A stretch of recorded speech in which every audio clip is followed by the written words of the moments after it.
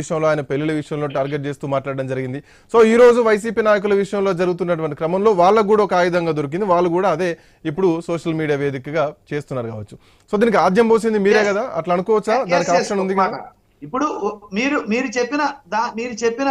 మీరు అన్న మాటల ప్రకారం పవన్ కళ్యాణ్ గారి గురించి మాట్లాడినా, చంద్రబాబు నాయుడు గారి గురించి మాట్లాడినా, లోకేష్ గారి గురించి మాట్లాడినా, ఇవన్నిటి తర్వాత ప్రజలు ఏం తీర్పు ఇచ్చారు?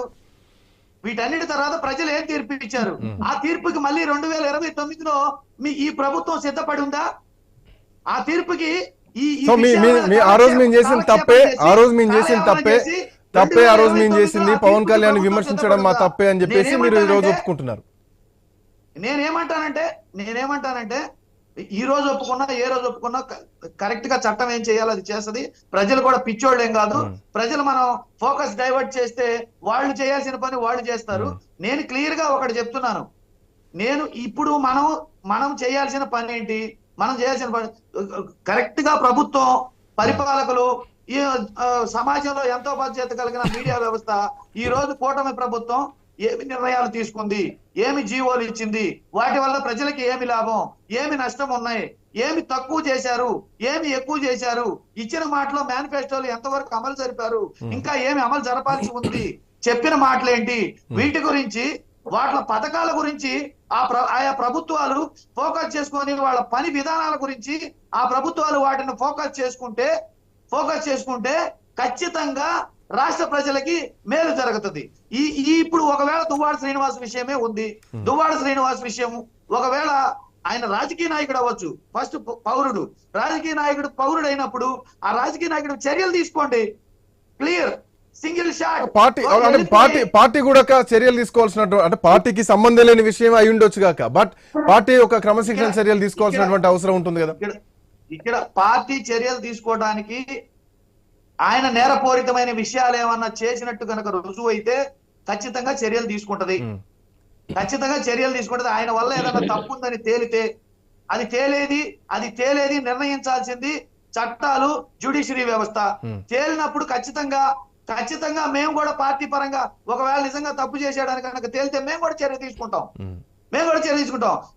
ఏమి జరగకుండా కేవలం ఆరోపణలు చేసి ఆమె వచ్చి నాకు అన్యాయం, ఎవరికి అన్యాయం జరిగింది మీ అంశం అది. కాకపోతే పబ్లిక్ డొమైన్ లో ఉన్నారు కాబట్టి పార్టీ ఇప్పటికే పరిస్థితి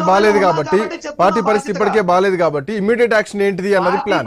పార్టీ పరిస్థితి బాగలేదని పార్టీ పరిస్థితి బాగలేదనేది మీరు అనుకుంటున్నారు. మీరు అదే చాలా మంది ప్యానెల్ సభ్యులు కూడా ఈ 2 నెలల కాలంలో మన డిబేట్లలో చాలా మంది జగన్మోహన్ రెడ్డికి భయం వేసింది, జగన్మోహన్ రెడ్డికి అసెంబ్లీకి రావట్లేదు, జగన్మోహన్ రెడ్డికి 11 మందే పార్టీ ఉండదు, విలీనం చేస్తున్నారని రకరకాలుగా మాట్లాడారు. మేము స్టార్ట్ అయింది 2 సీట్ల నుంచి 18కి వచ్చాం, 18 నుంచి 67కి వచ్చాం, 67 నుంచి 151కి వచ్చాం. కారు మబ్బులు కమ్ముకొచ్చినా, తండ్రి చనిపోయినా, జైలు గోడల మధ్య కూర్చోబెట్టినా, ఆ కేసులు తరుముకొస్తున్నా, ప్రజలను విడిచిపెట్టకుండా నిరంతరం ప్రజల్లో ఉండి అధికారం సాధించిన ప్రతిపక్షంలో ఉన్నారు. అధికారాన్ని 2 దఫాలు కాపాడుకోలేకపోయారు. కేసులు కొత్త కాదు, నన్ను చెప్పలేదు సార్. మాకు ఈ కేసులు కొత్త కాదు, ఇవన్నీ మేము భయపడాల్సిన విషయం. ఇంత కూటమి ప్రభుత్వం అధికారంలో ఉంది కదా, 40 ఏళ్ల చరిత్ర కలిగిన టీడీపీ ప్రభుత్వం మాది 40 ఏళ్ల చరిత్ర అని చెప్తున్నారు కదా, ఎక్స్పీరియన్స్డ్ ముఖ్యమంత్రి అని చెప్తున్నారు కదా, 15 ఏళ్లుగా ప్రజల్లో ఉన్న పవన్ కళ్యాణ్ గారు డిప్యూటీ సీఎం గా ఉన్నారు కదా. మరి భారతదేశ చరిత్రలో 2 సార్లు అధికారంలోకి వచ్చి 3వ సారి అధికారంలోకి వచ్చారు కదా బీజేపీ వాళ్ళు. ఈళ్లలో ఏ ఒక్క పార్టీ అయినా నేను ఈ మాట ఎందుకు అంటున్నానంటే, వాళ్ళు దమ్ము, ధైర్యం, భయం గురించి మాట్లాడారు కాబట్టి నేను అంటున్నా. ఎందుకు అంటున్నానంటే ఈ మాట, మీరు ఎవరైనా రాబోయే ఎన్నికల్లో, అట్లీస్ట్ రాబోయే ఎన్నికల్లో 29లో ఒక్కరైనా 175 స్థానాల్లో సింగిల్ గా పోటీ చేసే పార్టీ ఈ 3 ఈ 4 ఈ రాష్ట్రంలో ఏదైనా ఉందా?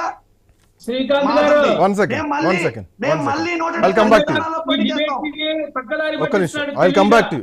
you. మీ సమయం వచ్చినప్పుడు నేను ఇంటరప్ట్ అవ్వలేదు. I'll come back to you. Satyanarayana గారు, కాబట్టి నేనేమంటున్నా,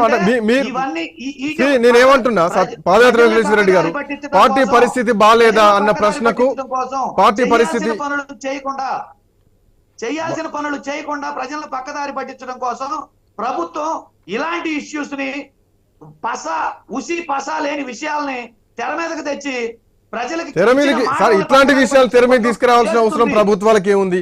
మీ నాయకులు మీరు పొసగలేక మీ సఫికేషన్ ఎక్కువై మీరు బయటకు వస్తున్నారు, మీరు మీడియాల ముందుకు వస్తున్నారు, మీరు ఎక్స్ప్లెనేషన్ ఇచ్చుకోలేనటువంటి పరిస్థితుల్లో మీరున్నారు, పార్టీ చర్యలు తీసుకోలేనటువంటి పరిస్థితుల్లో మీరున్నారు. సో దీనికి ప్రభుత్వానికి దీనికి ఈవెన్ నన్ను అడిగితే మీ పార్టీకి దీనికి కూడా ఏం సంబంధం లేకపోయి ఉండొచ్చు.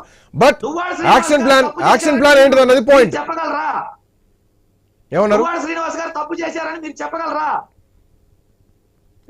మేమెందుకు చెప్తాం సార్? దానికి చట్టాలు ఉన్నాయి, దాని న్యాయాలు ఉన్నాయి. బట్ అవును అవును అవును ఇప్పుడు చట్టపరంగా జరుగుతుందా? అట్లాగా సార్ పవన్ కళ్యాణ్ విషయంలో తప్పు చేసిండని మీరు ఎందుకు చెప్పారు? ఆ రోజు చట్ట ప్రకారంగానే జరిగింది కదా, ఆయన ఏం చేసినా చట్ట ప్రకారంగా చేశారు కదా, మరి మీరు ఆ రోజు ఎందుకు విమర్శించారు? మీరు విమర్శిస్తే ఒకటా, మీకు వస్తే విమర్శ ఒకటా?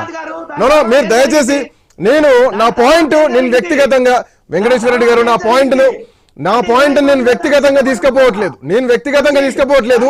సమాజానికి ఉపయోగపడే విధంగా తీసుకుపోతున్నా నా చర్చను. I'll come back to you. Jagan Satyanarayana గారు ఎందుకంటే ఖచ్చితంగా ప్రజలు చూస్తుంటారు. సత్యనారాయణ గారు శ్రీకాంత్ గారు ద సఫికేషన్ అనేది ప్రతిపక్షంలో కనిపిస్తోందా? ఆయన అన్నట్టు పార్టీ పరిస్థితి బాగానే ఉంటే మాజీ ఎమ్మెల్యేలు శ్రీకాంత్ గారు పార్టీ పరిస్థితి బాగోలేదని వాళ్ళకి తెలుసు, ప్రజలకి తెలుసు, పరిపాలిస్తున్నటువంటి మనకి కూడా తెలుసు ఈ రోజు. ఎందుకంటే ఒకవేళ ఇలా చూపిస్తే 5 ఏళ్లు మన వైపు చూపిస్తాయన్న సంగతి గతంలో మర్చిపోయారు వీళ్ళ.